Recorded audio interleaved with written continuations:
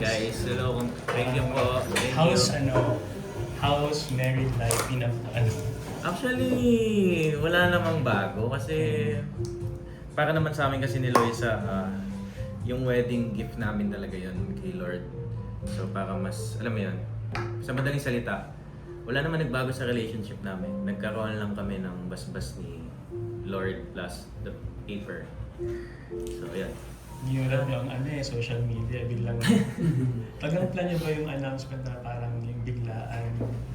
May mga NDA ba involved dito? Yes, may mga NDA na involved. Pero pinlano siya. Hindi naman siya, wala naman siguro kung kasal or lalo na yung proposal, wala naman siguro nangyayaring biglaan na ganun. So pinlano talaga yun. Pinlano ko last year pa plus the wedding. So gaano katagal yung pagplano ng wedding? Prep? Gano'n katagal yung pagplano ng prep? Last year siguro, pa isang taon? Pa isang taon din siguro. 1 year. So, yun. Tsaka talagang yun lang talaga yung plano namin na manggulat. Manggulat. So, yun. So how does it feel? Parang you're closing the year as a married man and then now you have renewal of contract, and of course, what are the things that you are manifesting for 2026? 2026 siguro mas more blessings pang dumating. Ngayon kasi sabi ko nga kay Lois, grabe yung blessing na binigay ni Lord ngayon taon bago mag-close, like nag-proposal and wedding. So next year, yun, siguro mas consistent lang, more endorsement, more money. And yun, syempre pag may endorsement ka, plus money na din, di ba? Kung sa shows, siguro wala muna. Focus kami kung ano yung, siguro focus kami sa social media, like YouTube, yan, mga contents or business. Syempre yung business namin. So doon kami nagpo-focus ngayon. Expect mo ba na i-renew ka ng Fiberblaze? Meron bang kasi parang when you had the event, parang kailan ba? Last month lang yun Last month. Sa San Pedro. In-expect mo ba, i-renew ako nito? Ako naman kasi parang hindi ko in-expect. Kumbaga, mas maganda yung ganun eh. Pag once na may ginagawa ako na, like yung sa mga ibang brands pa, bukod sa hindi ko in-expect na magre-renew. So sa akin, kung ano yung mangyari, kagaya ngayon, ni-renew ako. So thank you Lord. Mas ganun. Hindi ko siya mas sure yan mag sa akin yan, ni-renew. Pero yun yung target, syempre. Pero pag ina-expect mo kasi doon minsan hindi natutuloy. So hinahayaan mo na lang. Kagaya ngayon, na-renew ako, hindi ko naman din ina-expect. 2 years pa. So happy. So last contract mo was 1 year? 1 year. Tapos ngayon renewal nila is 2 years, tama? Hanggang 2028. Yes. Anong plans mo just in case na magkaroon na sa lugar niyo ng Fiberblaze? Rush, syempre, kasi yung lugar namin kasi, halos parang sa lugar namin, parang, alam mo yun, magkakakapit bahay lang kayo. Hindi naman ganun kalaki din yung binyan eh. Madali siya para sa i-market, lalo na sa subdivision namin wala pang anong tawag dyan? Yung poste? Wala pang tower ng any brands na So, pag pumunta yung fiber sa amin, kausapin ko lang yung president ng subdivision namin ay sa yung fiber. So, ayan. Kung sa market naman, syempre kayang-kaya natin i-market yan. Sa ibang lugar nga nakapag-market tayo, ano pa kaya sa mismong lugar natin. So, yun. Sabi mo mas focus ko ngayon sa business.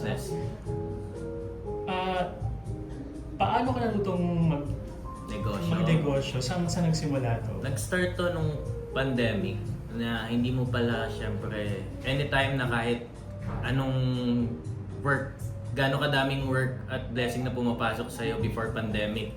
Anytime sa isang sulyap, kaya mo palang magstay lang sa bahay or na wala kang work. So nakapag-isip-isip ako na hindi habang buhay naman kasi yung showbiz eh. Hindi palagi na meron kang taping or shooting. So doon pala na yung mindset namin na sa mga susunod na papasok at ipon, dadalhin ko na to sa negosyo at investment. At least anytime wala kang talo, hanggang dulo, alam mo yun, mapapakinabangan mo. Like yung mga negosyo namin ngayon, pang ano talaga, alam mo yun, pang ano na, anong tawag doon, Ars? Sorry, pang habang buhay na. Lifetime. A lifetime na, yes, lifetime. Yun. For the record, ano ba yung mga business mo ngayon? Meron kaming beach sa Zambales. Meron kaming 2 property sa Tagaytay sa Bamboo Hills. Tapos meron kaming isang Airbnb sa Binyan, Laguna na resort, The Hidden Santuario. So, tapos etong next year, etong dadating na taon, balak namin yung bahay ko ngayon, gagawin siyang resort kasi magpapagawa kami ng dream house ni Lois na para sa amin dalawa. So yung bahay ngayon na inuwian namin, gagawin din namin siyang resort. Plus, the rest doon, nagpi-flip din kami eh. Minsan pag may mga property kami na pwede na ibenta, tumaas na, binibenta namin. So doon lang umiikot yung pera namin. Bukod sa mga pumapasok sa amin, pera. So ganun namin nilalaro. I understand very hands-on ka sa business mo. Mm-hmm. Plus si Loisa, sorry, by Fina ni Loisa pala. Ano ka din yung part? Hindi, si RB yung partner, mas ako yung support. So kami naman ni Loisa, ano kami, tulungan kami kung ano yung negosyo niya, sinusupport ko. So feeling ko, kasama na ako dun. Conjugal na. Oo nga, kasal na kami, di ba? So, yun. Sa lahat naman, lahat. Yes. In a few years na nag-business ka, siguro, ano yung biggest lesson na natutunan mo sa pagiging hands-on mo sa business? Dapat pala nung simula nung nag-start ako sa showbiz, ginawa ko na to. Kasi sa totoo lang, hindi naman uli yung paggawa namin, pag-decision ko ng ganito. Kumbaga siguro mas malala lang ngayon kung simulat sa pool na gawa ko yung ganitong utak ko nung 2016 pa nag-start ako. So may mga ganon, pero hindi na natin mababalik ang panahon. Focus ako kung ano yung bukas, ano yung mga susunod na taon. So yun. Last question lang from myself. Ikaw ba ready na maging family man?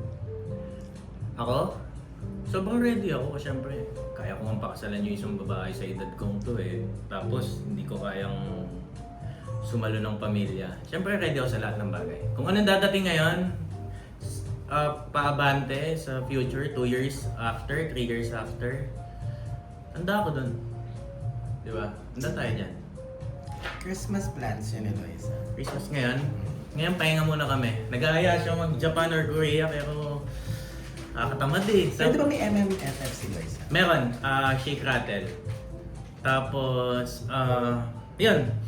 Ngayon, sabi namin sa family muna kami. Kasi parang 4 na taon yata kaming straight. Nung nakaraan na tuwing Pasko, bagong taon, nasa ibang bansa kami. So ngayon, sa family muna kami. Hanggang New Year? Or... Hanggang New Year na. New Year na. Tapos kung sa work man nila, support. Kung meron premiere night, support. So technically wala pa yung honeymoon niyo after kasal? Yung parang... Wala pa. Siguro... Ewan ko kasi yung relasyon namin ni Loisa. Kung napapansin niyo yung wedding namin, hindi traditional masyado yung wedding. May mga binali kami na ayaw natin ng ganito, ganyan. So mas more on malalang intimate nga yan. Kasi intimate talaga siya, super duper intimate. Yung honeymoon parang sa sitwasyon namin ni Loisa, kami. Hindi talaga. Oo. So matagal pa ang baby plans? Wala pa. Planning? Siguro next year na namin ipaplano yun. So si Loisa more on showbiz pa rin? Si Loisa more on showbiz. More on showbiz ng content. Kasi mas focus din siya sa business. At saka, sa mga investment namin. So ngayon, plano namin, may mga i-flip kaming lot na tumubo na, so ikot na lang ulit. Ganun-ganun lang ginagawa ng ikot-ikot lang. So ibig sabihin yung Tagaytay, property lang. Hindi siya... Property pa lang yung Tagaytay. Yung beach namin, meron ng mga resort. Tapos yung santuario namin, ewan ko kung nakikita nyo sa social media yung hidden santuario. Yun, ano na Tapos talaga siya, na lang. European. Hindi, tapos na Tapos na siya. Ongoing na siya. Tapos, yun. Yung bahay namin, very very soon, malapit na. Idol. Ay pare! Congrats ah. Thank you. Congrats din sa'yo. Yun na. Ayun. Thank you. Yun, thank you. Congrats ulit. Congrats. Thank you.